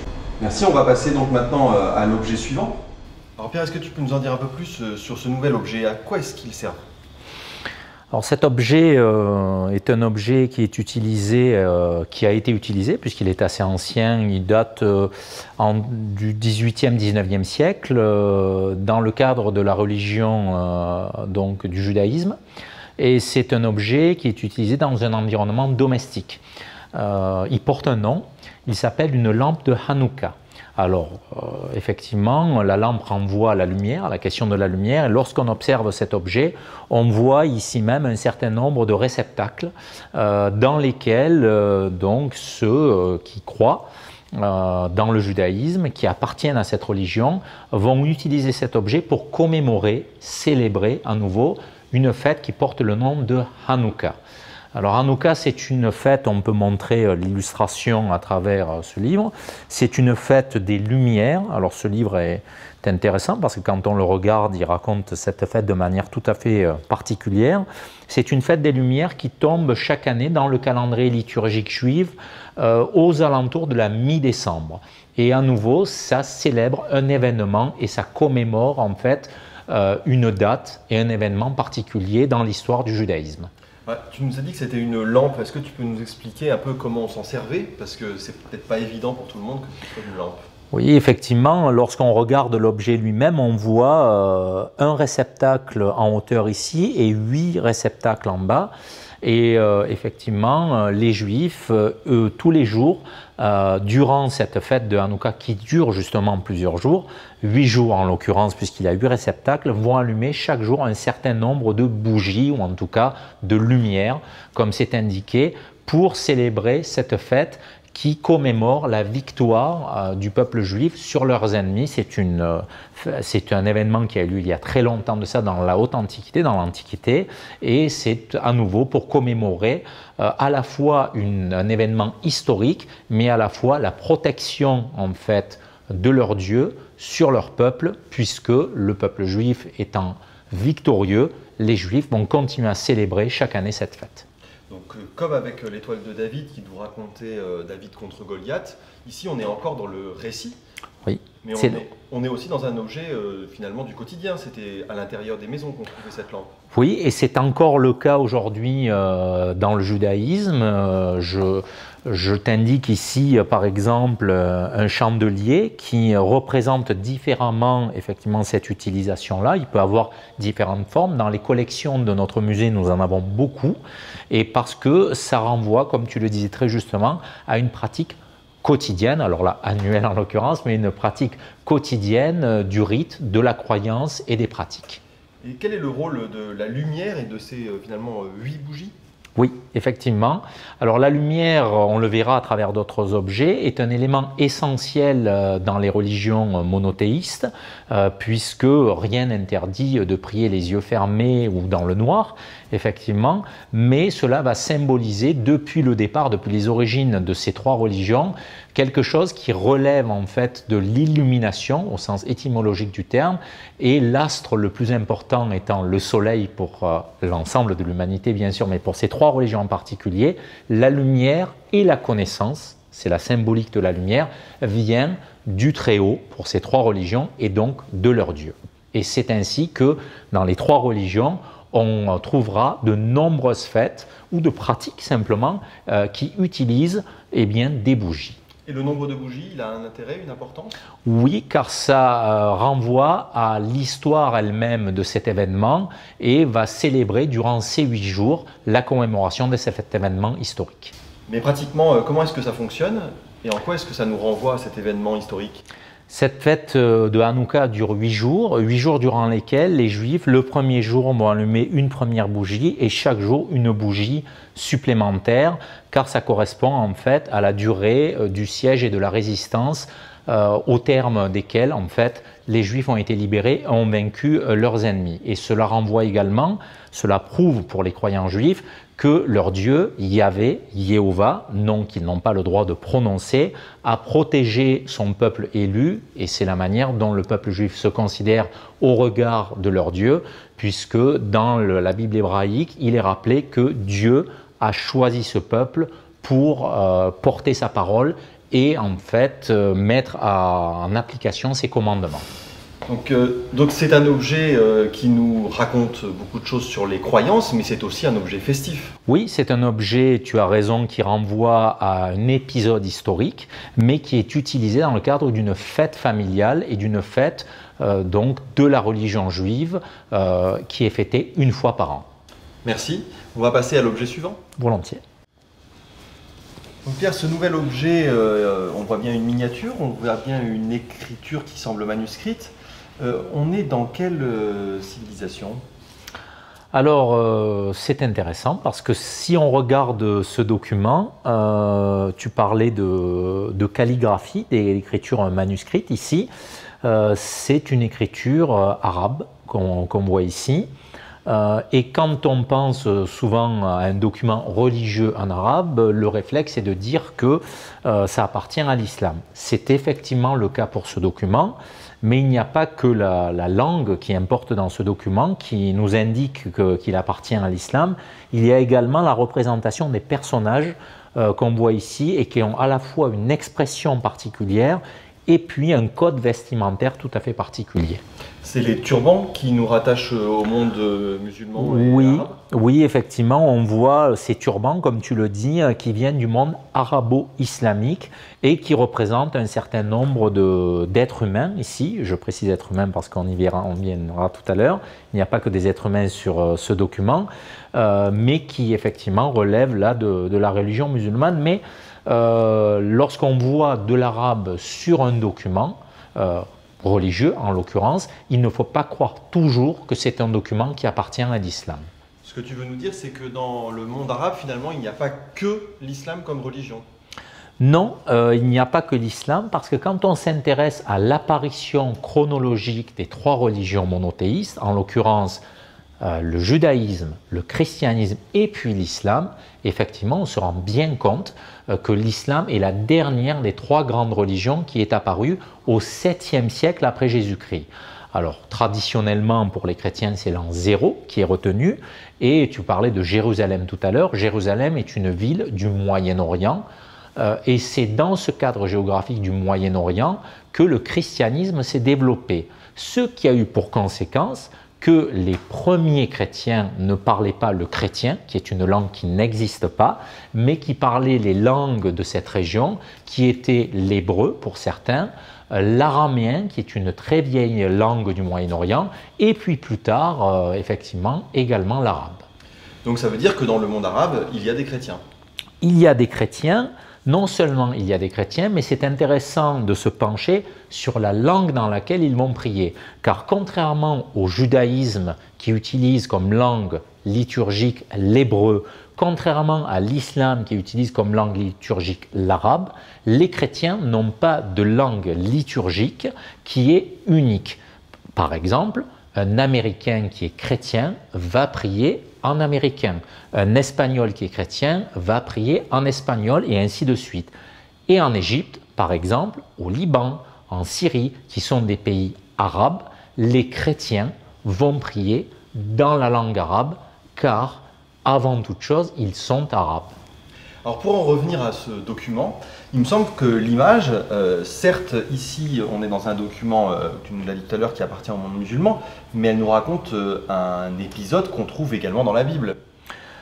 Oui, c'est un épisode qu'on trouve dans ce qu'on appelle l'Ancien Testament ou la Bible hébraïque, selon la religion à laquelle on se rattache, et qu'on retrouve ici dans l'islam. On voit ici au centre du document un personnage, et autour de lui plusieurs personnes, mais on voit également, si on regarde bien, des animaux qui sont dans un bateau, sur ou dans un bateau, puisque l'eau est représentée tout en dessous de ce bateau.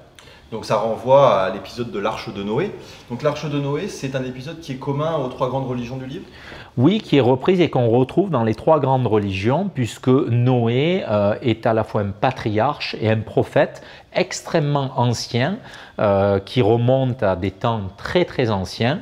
C'est un ascendant du patriarche Abraham lui-même, et donc il renvoie à des temps qui ne sont pas très lointains de ce que les Juifs appelle la création. Et dans le récit biblique, comme tu l'as dit, il y a cet épisode du déluge qui est une punition divine. Dieu est courroucé, est en colère contre son peuple et il décide de noyer la terre et il donne comme commandement à l'un des hommes, en l'occurrence Noé, de construire un bateau, une arche, c'est pour ça qu'on appelle ça l'arche de Noé, pour sauver un mâle et une femelle de chaque espèce animale, avec ses fils bien entendu. Et donc ça veut dire que l'Ancien Testament fait partie des livres religieux pour les musulmans aussi?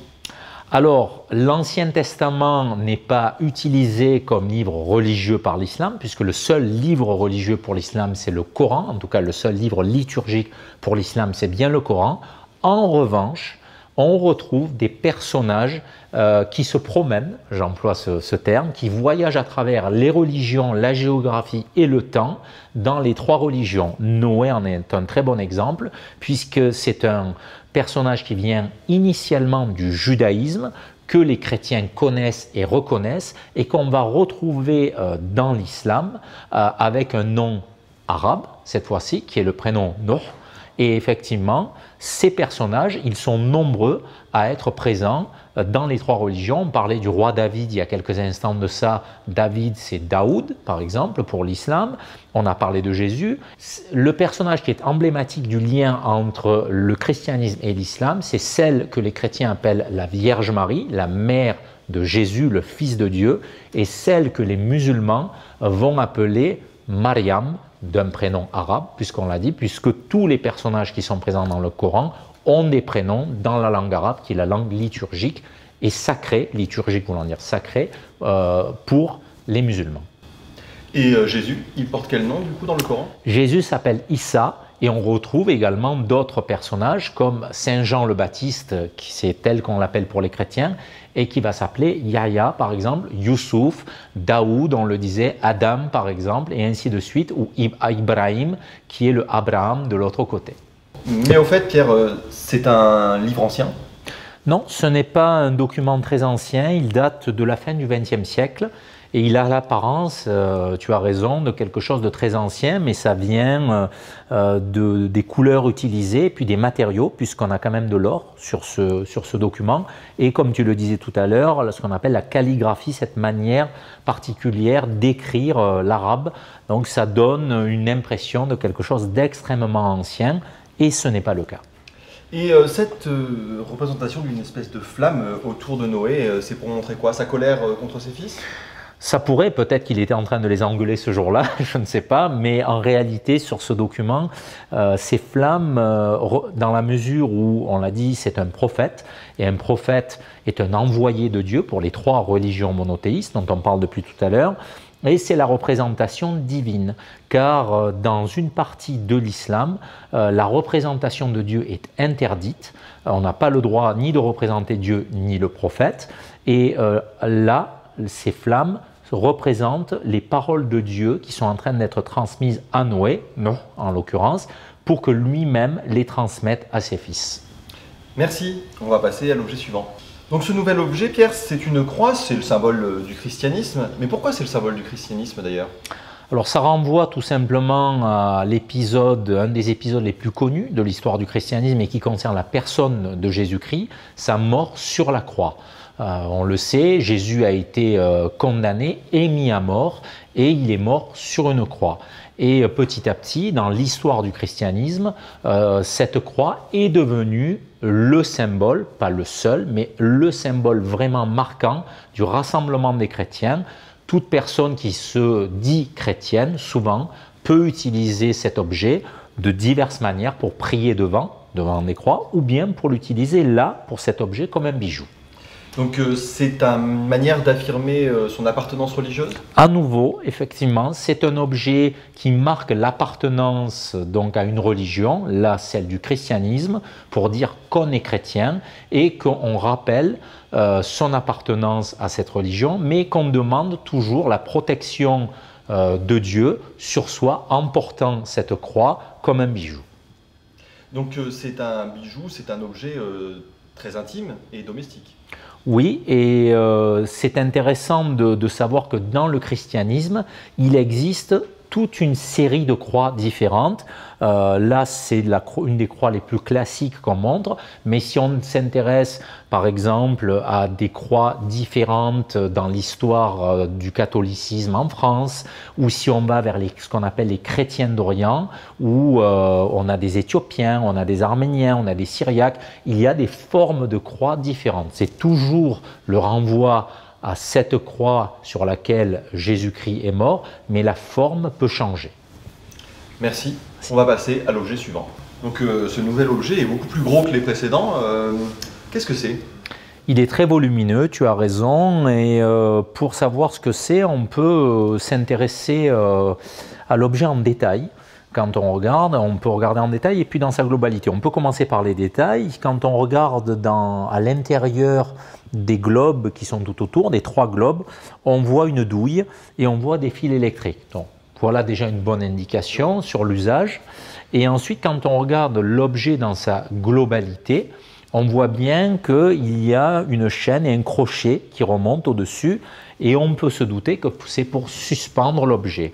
Alors on a 2 éléments, donc suspendre un objet sans doute au plafond et des fils électriques et une douille. Donc c'est une lampe. C'est une lampe. Mais alors cette lampe, on l'a trouvée où? Alors concernant cet objet, c'est un objet qui relève de l'islam et c'est une lampe de mosquée. Et à nouveau, je te disais tout à l'heure qu'on peut regarder dans le détail l'objet.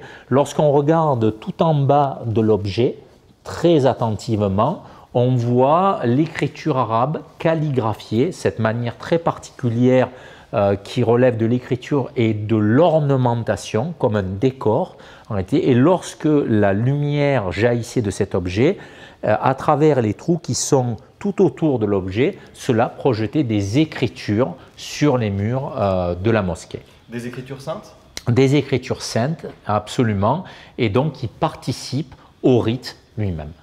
Alors cette fois-ci, le rite, contrairement à la lampe qu'on a vue dans le monde chrétien tout à l'heure, c'est un rite, j'imagine, qui est collectif.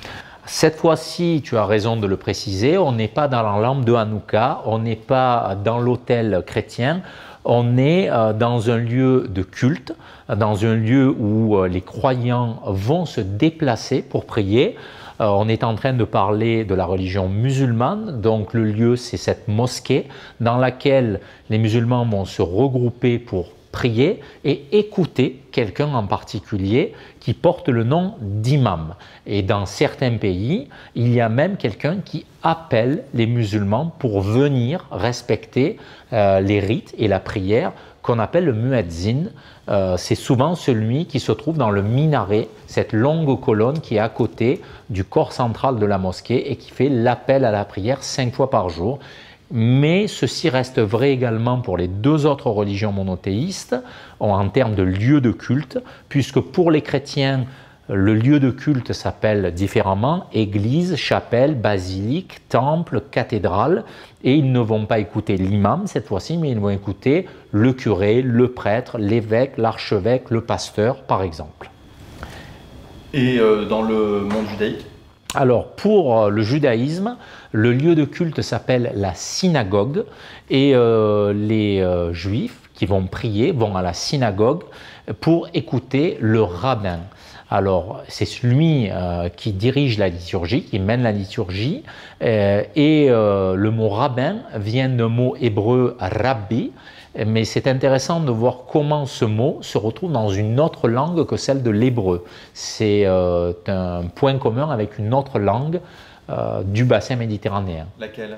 Alors en l'occurrence, c'est l'arabe, car quand on utilise le mot rabbi en arabe, ça renvoie à ce qu'on a de plus cher, mais ce qu'on a de plus cher quand on est croyant, c'est son Dieu, bien entendu. Donc en arabe, le mot rabbi va renvoyer au mot de Dieu, et en hébreu, le mot rabbi va signifier celui qui a le savoir, la connaissance de Dieu.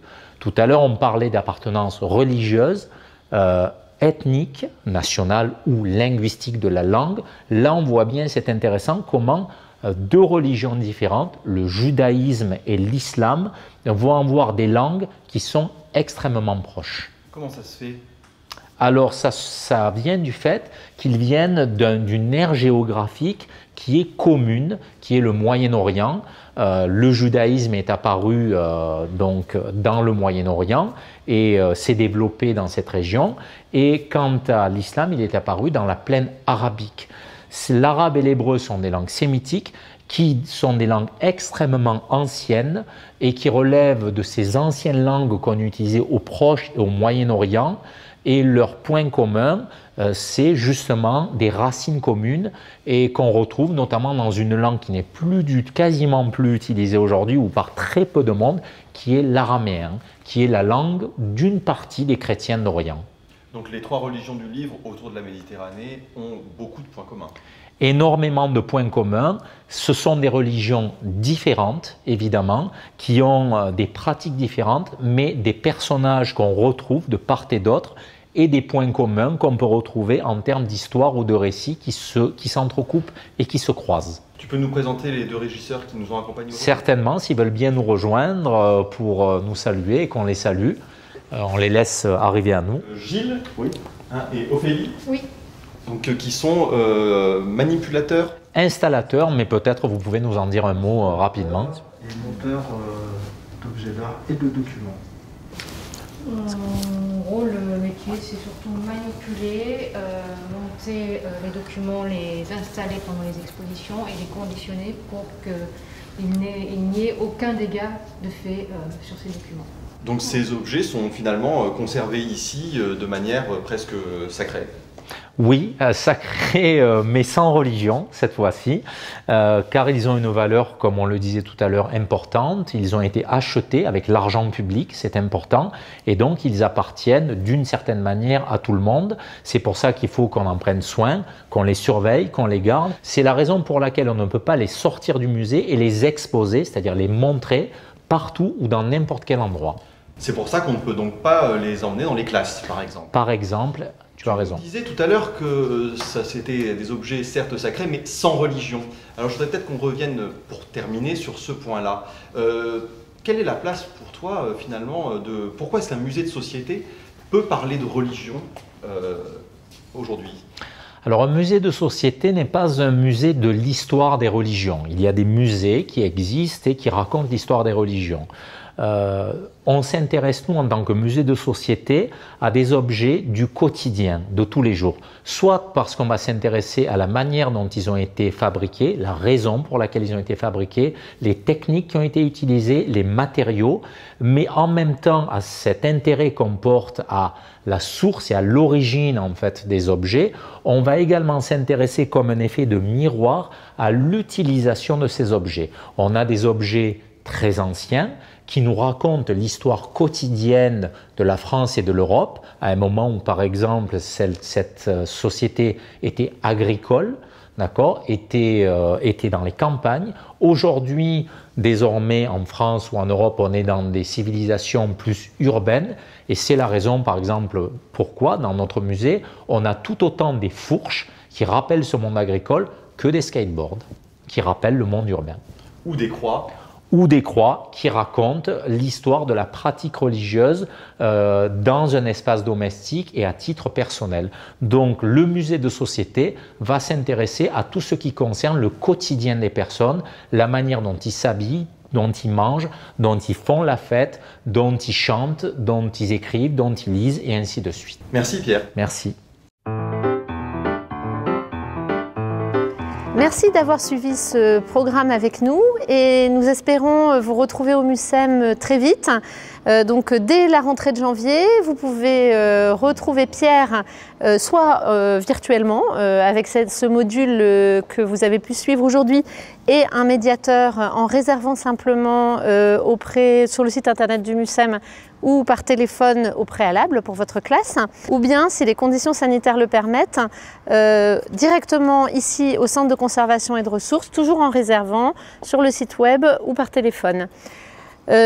Un autre petit point que nous voulions vous présenter aujourd'hui, un autre petit projet, nous proposons aux enseignants de créer un groupe de réflexion avec nous sur toute l'année scolaire, enfin ce qu'il en reste, pour élaborer ensemble un outil ou plusieurs outils, un dispositif d'accompagnement à l'enseignement du fait religieux et de la laïcité sur la base des ressources dont le MUSEM dispose, à la fois les collections, mais également les conservateurs, le savoir-faire des conservateurs et les moyens humains que nous pouvons mettre à disposition.